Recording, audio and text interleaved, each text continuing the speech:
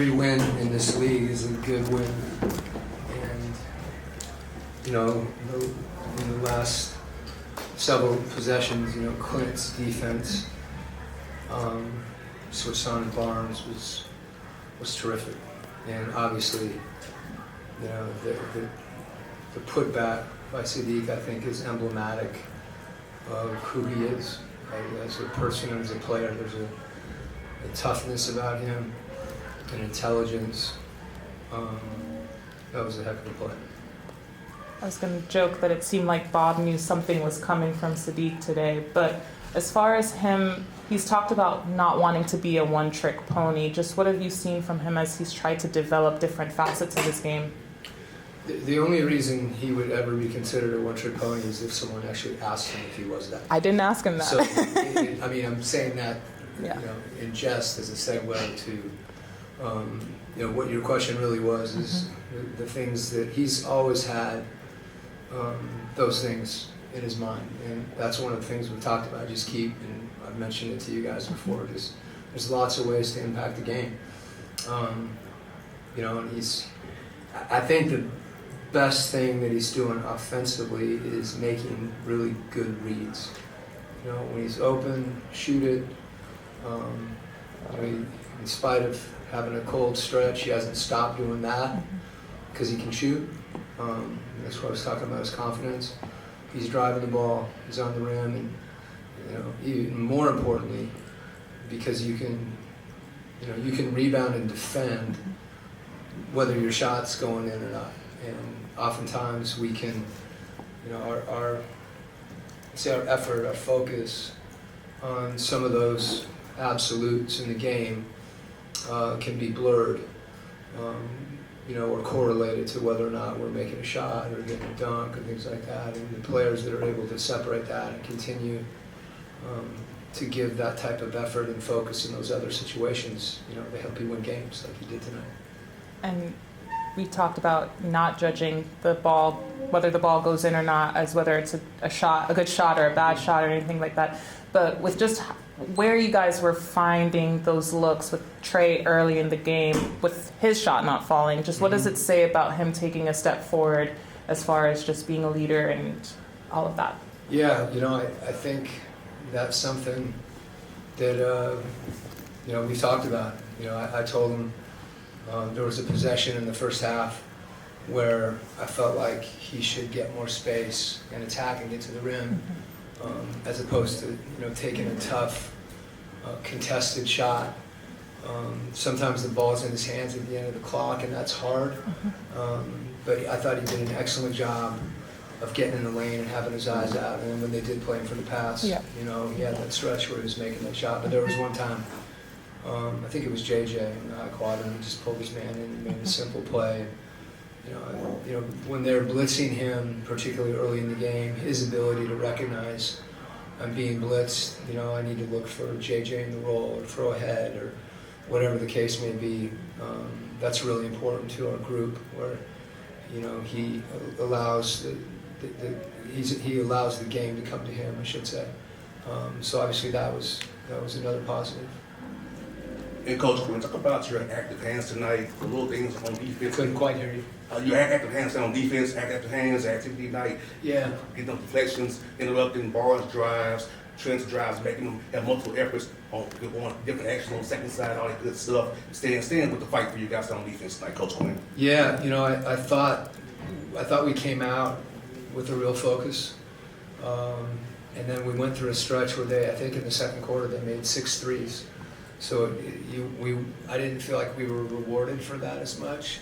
You know, some of them maybe we shifted off a shooter too much or whatever the case may be, but they got hot. And that lead that we built by being really solid on the defensive end went away.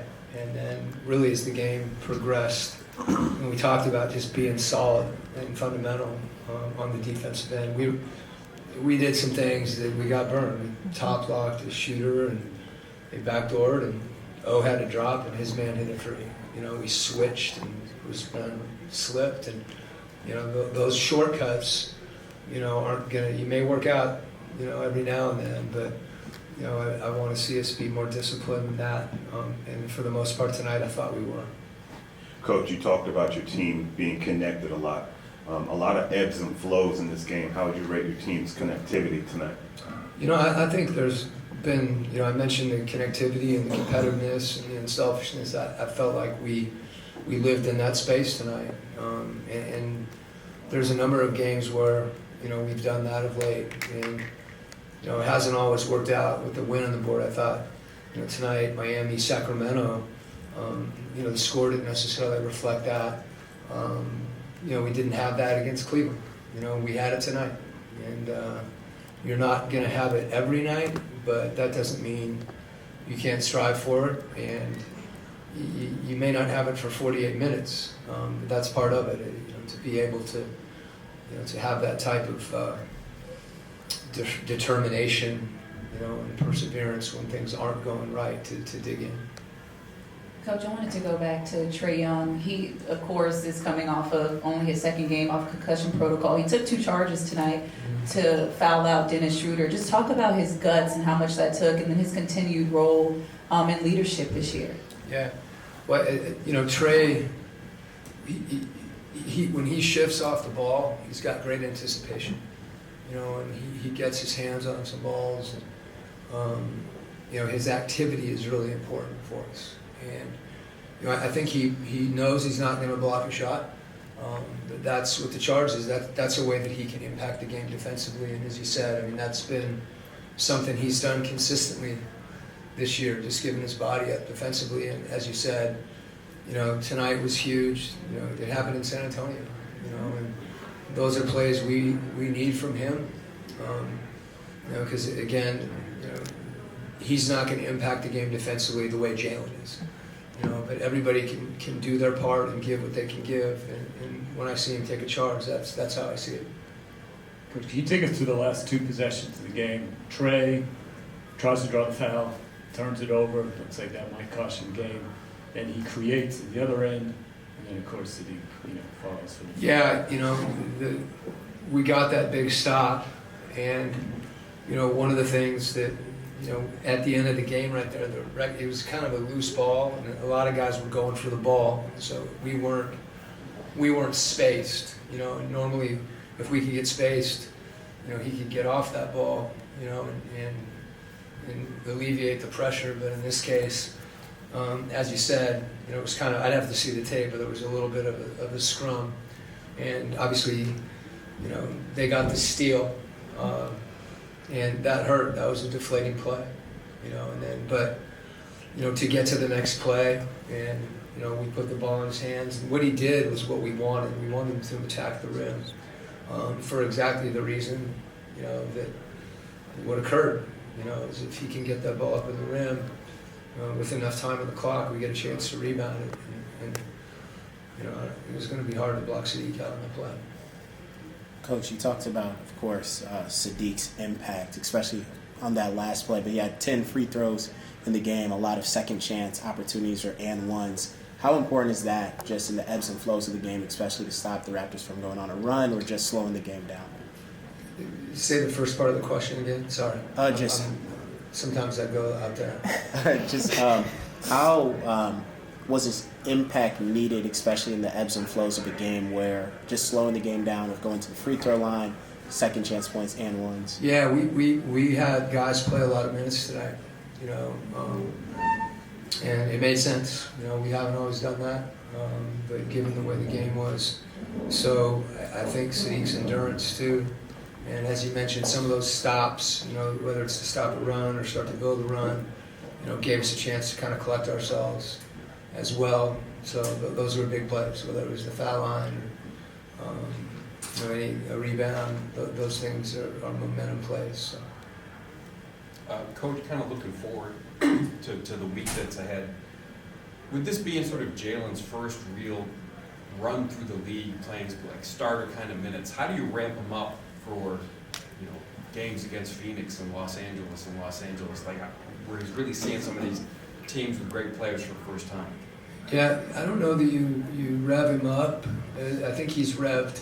I think you saw, can't recall the game recently where those are some of those matchups that he has are really tough matchups, and you'll go for a shot fake, and when you haven't had that experience, kind of getting to know how you defend a certain player. But he's also been in situations where he hasn't. It's why tonight with Barnes, I thought he did a terrific job on him. There was a couple situations where he was actually adhering to the game plan, and when he spun baseline, there's no one there. I thought there was a couple other situations where, they might have called a travel. And Barnes, from the field, he was, 8 for 14. But I thought Jalen made everything hard on him, and stayed between him and the basket. So the more he has those types of matchups, I think the more comfortable he's going to get, and the more he's got really good instincts. So this is part of it, going through the league and seeing some of these things for the first time. It can be hard, but I'm challenging him, and he's stepping up. He'll accept that challenge every time, and do the best job he can, and we got to support him too. Thanks, Coach.